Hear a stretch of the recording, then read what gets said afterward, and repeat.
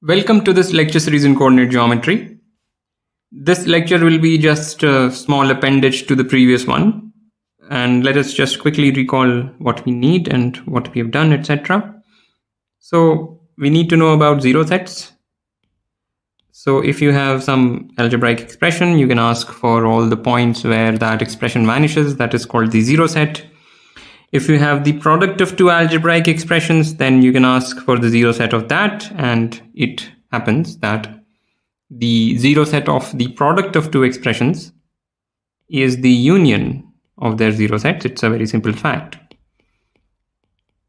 Okay, and we learned that if we have real numbers a, b, and h such that not all of them are zero, then this expression is the equation of a pair of distinct straight lines passing through the origin. If this happens, is a single straight line passing through the origin if this happens. So in that case, it will be sort of a repeated line, and it will only be the origin if this is the case. So this is what we learned, and we will just kind of extend this result a little bit in this lecture.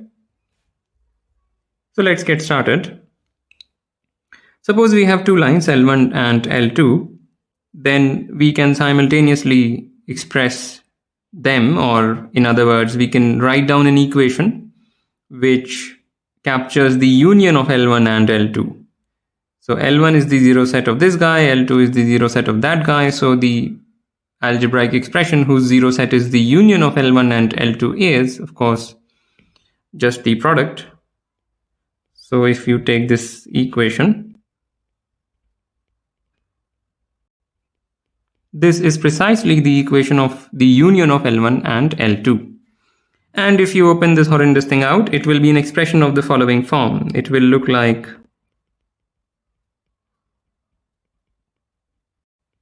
that. So A will be some expression in terms of all these things. So I think A will be in fact equal to A1, A2.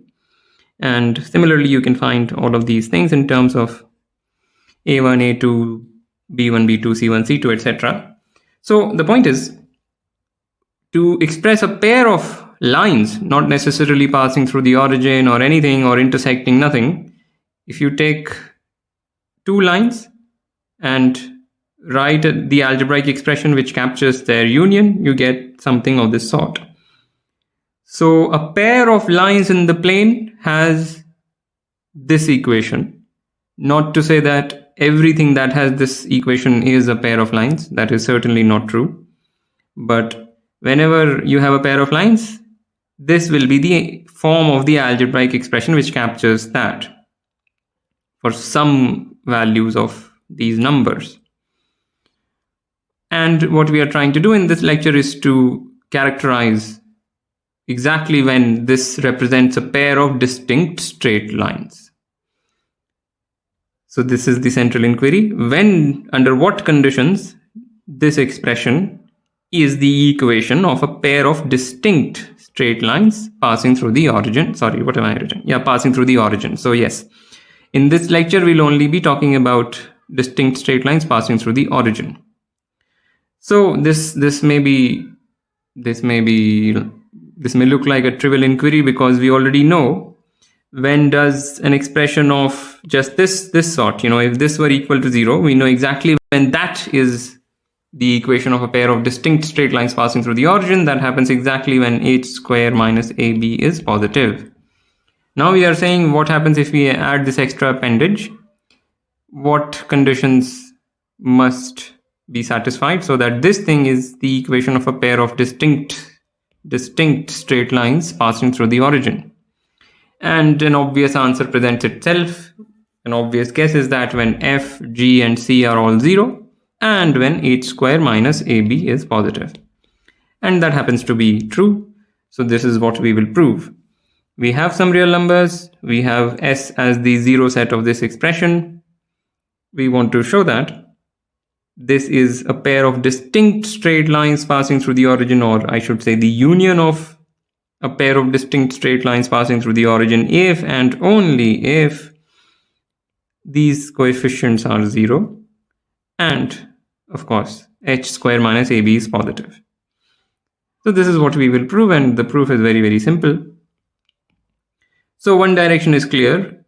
Suppose this were true.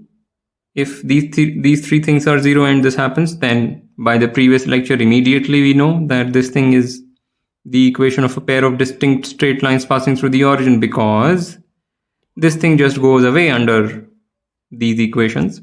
What you are left with is an expression of this form, and we know when is this the equation of a pair of distinct straight lines passing through the origin. That happens precisely when this happens. So that direction is clear, and for the other direction, we'll just write a few things. So suppose, let's call this star, or I'll write it. So suppose this equation is the equation of a pair of distinct straight lines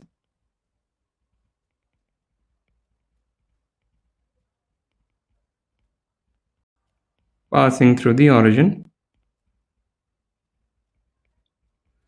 And let's say one of the lines is this and the other is that. And yes, you have to make a case when one of the lines is vertical, so I leave that to you. So suppose we have these two lines, m1 and m2 are distinct real numbers. So basically what happens is, once we fix an x and write in place of y m1x, in this expression we should get 0, because all points here satisfy this equation, and similarly all points here satisfy that equation.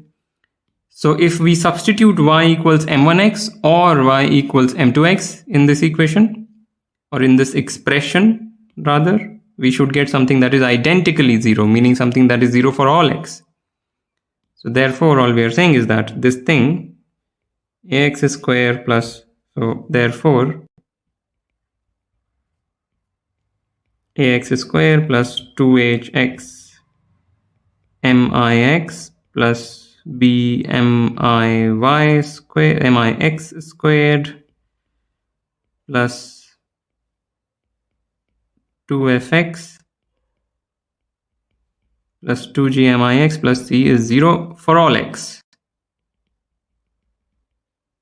for all real x. Once again, why is this?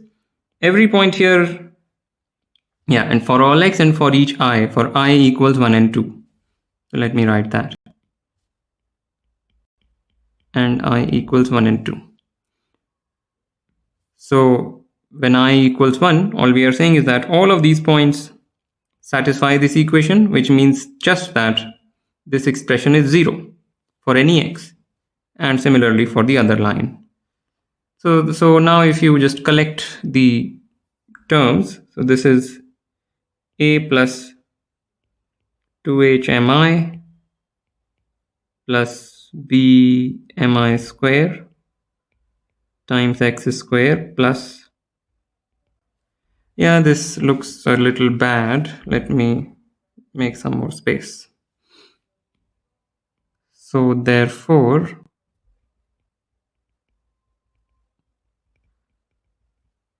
this thing plus the coefficient of x is 2f plus 2gmi x plus the constant term. The constant term is c.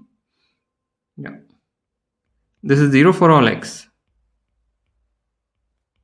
and I equals 1 and 2.